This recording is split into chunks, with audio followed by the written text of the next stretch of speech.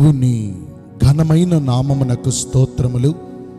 ఈ వాగ్దానమును వింటున్న మీకందరికీ మన ప్రభువును ప్రియ రక్షకుడైన యేసుక్రీస్తు నామములో శుభములు, మా హృదయపూర్వకమైన వందనములు.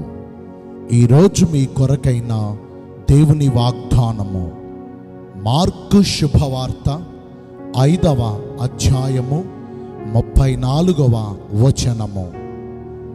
నీ విశ్వాసము నిన్ను స్వస్థపరిచెను, నీ బాధ నివారణయై నీకు స్వస్థత కలుగునుగాక.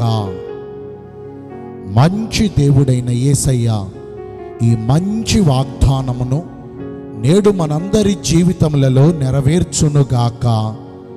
ఆమేన్. ఈ వాగ్దానాన్ని మనము పరిశీలిస్తే మనలో ప్రతి ఒక్కరము కూడా స్వస్థపరచబడి మన పరిస్థితులన్నీ బాగు చేయబడి సుఖ సంతోషాలతో సమాధానమయమైన జీవితాన్ని అనుభవించాలని కోరుతూ ఉంటాము. అయితే మనము కోరినట్లుగా మనకు జరగాలన్నా, మన రోగ రుగ్మతల నుంచి మనము విడుదల పొంది మన పరిస్థితులు చక్కపరచబడి మనకు స్వస్థత, మనకు సమాధానము, మనము బాగు చేయబడాలంటే ఆయన మెచ్చుకునే విశ్వాసము మనలో ఉండాలి. యేసుక్రీస్తు ప్రభువారు మనుష్య కుమారునిగా పరిచర్య చేస్తున్న రోజులలో 12 సంవత్సరముల బట్టి రక్తస్రావ రోగముతో బాధపడుచున్న ఒక స్త్రీ తనకున్న ఆ రోగము నుంచి విడుదల పొందుట కొరకు ఎంతోమంది వైద్యుల వద్దకు వెళ్ళి ఎన్నో ప్రయత్నములు చేసి ఎంతో ఖర్చు పెట్టింది. ఒక్క మాటలో చెప్పాలంటే తనకున్న ఆస్తంతయు కూడా తన రోగము కొరకే ఖర్చు పెట్టేసింది. అయినప్పటికీ తన జీవితంలో స్వస్థత కలుగలేదు. యేసు ప్రభువుని గురించిన వార్త విని ఆలస్యము చేయకుండా ఆయన వద్దకు వెళ్ళుట కొరకు పరుగు పరుగున బయలుదేరింది. యేసుక్రీస్తు ప్రభు చుట్టూ బహుజన సమూహములు ఉండుట వల్ల ఆయన ఎదురుగా వెళ్ళి ఆయనతో తన బాధ పంచుకునే ధైర్యమును చేయలేక ఆయన వెనుక తట్టు నుండి ఆయన వస్త్రపు చెంగును మాత్రము ముడితే చాలు నాకున్న రోగము తగ్గుతుంది అనే గొప్ప విశ్వాసమును కలిగి ఆ జన సమూహపు గుంపులో నుండి ఆయన వెనకాలక వెళ్ళి ఆయన వస్త్రపు చెంగును ముట్టిందండి. వెంటనే ఆయనలో నుండి మహిమ ఆమెలోనికి వెళ్ళి బహుకాలము నుండి ఆమెను బాధిస్తున్న ఆ రక్తస్రావ రోగము వెంటనే స్వస్థపరచబడింది. యేసు ప్రభువారు ఆగి, నన్ను ఎవరో ముట్టారు, నాలో నుండి మహిమ బయటకు వెళ్ళింది అని ఆయన వేడుకుంటుంటే తన చుట్టూ ఉన్నవారు అంటారు, యేసయ్యా, ఇన్ని వేల మంది నీ మీద పడుతున్నప్పుడు ప్రత్యేకంగా నిన్ను ముట్టుకుంది ఎవరో ఎలాగూ తెలుస్తుంది అన్నప్పుడు యేసు ప్రభువు వారు ఆమెను చూచి, అమ్మా, నీ విశ్వాసమే ఈ రోజున నిన్ను బాగు చేసింది. నీవు స్వస్థపరచబడటానికి, నీ బాధ నివారణ అయి నీవు ఆరోగ్యము పొందుకుంటానికి నీ విశ్వాసమే కారణము. నీకు కలిగిన విశ్వాసమును బట్టే నీ జీవితంలో అద్భుత కార్యం జరిగింది అన్నారండి.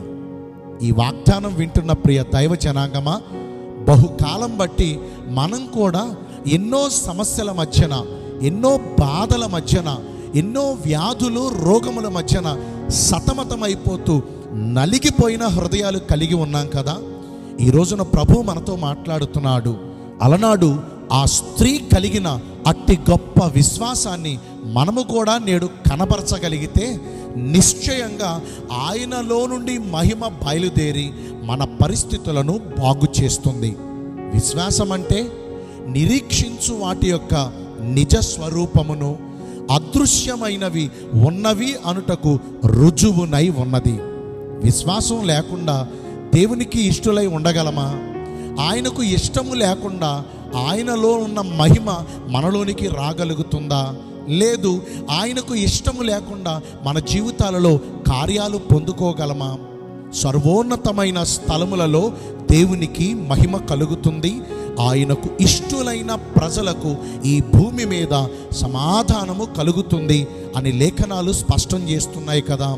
ఈ రోజున ఈ వాగ్దానం వింటూ ఉండగానే యేసు గొప్ప దేవుడు అని, ఆయనను ఆశ్రయించు వారిని ఆయన ఎంత మాత్రము త్రోసివేయక వారిని నిశ్చయంగా కనికరించి వారి పరిస్థితులను బాగు చేస్తాడు అనే గొప్ప నమ్మిక, అనే గొప్ప విశ్వాసం మనం కలిగి ఉంటే పరిశుద్ధ గ్రంథములో ఎందరో పొందిన గొప్ప మేలులు మన జీవితాల్లో కూడా మనం పొందుతాం.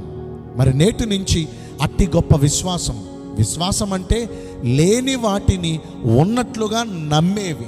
కార్యాలు జరగక మునిపే నా దేవుడు నా పట్ల కార్యాలు చేశాడు అనే ఒక బలమైన విశ్వాసం కలిగి ఉండాలి. అంత గొప్ప నమ్మకం మనలో ఉంటేనే కానీ దేవుని ద్వారా ఆశ్చర్య కార్యాలను, సమాధాన కార్యాలను, స్వస్థత కార్యాలను మన జీవితాల్లో పొందుకోలేం.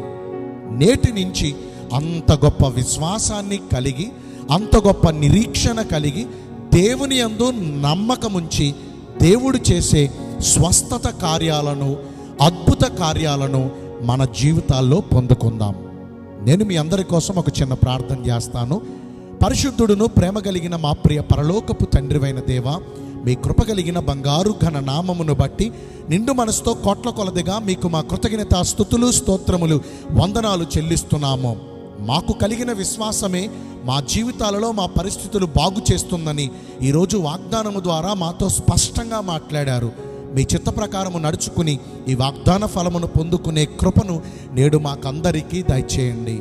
ఈ రోజున ఎందరైతే పుట్టిన రోజులను, వివాహ దినములను, ఇతరమైన శుభకార్యములను జరిగించుకుంటున్నారో వారందరికీ మెండైన దీవెనలు కుమ్మరించమని, మీ రాకడ కొరకు మమ్మను సిద్ధపరచమని యేసుక్రీస్తు ప్రశస్త నామమున ప్రార్థించి వేడుకొనుచున్నాను మా ప్రియ పరలోకపు తండ్రి. ఆమేన్. May God bless you all. Thank you.